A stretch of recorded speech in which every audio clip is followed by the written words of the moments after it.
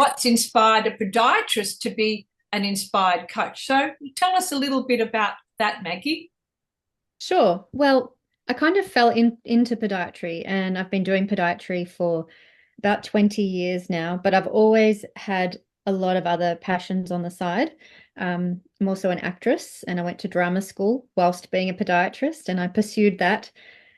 And then I've always been interested in personal development. And over the time, yeah, one thing led to another and I became a real seeker on the path and I found this coaching school, Global Coaching Academy, which are just fantastic. And I actually thought, oh, I'll train to be a coach to be a better boss because at that time my business was really expanding and I was having staff and yeah, I just wanted to be a really great employee and employer, sorry. So I enrolled in the Global Coaching Academy and I just fell in love with it and thought, oh, I can really do this as a career. So now I'm building a coaching business as well as maintaining my podiatry business. So, Yeah.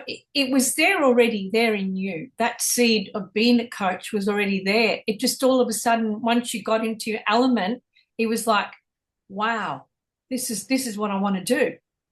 It's like Yeah. the shoe with Cinderella, it had to fit you. Yes, exactly. Exactly. I just love personal development. Ever since I was 18 or 19, 20, I found Tony Robbins, those old infomercials late Oh, at night. yes. Yeah. And I just love them and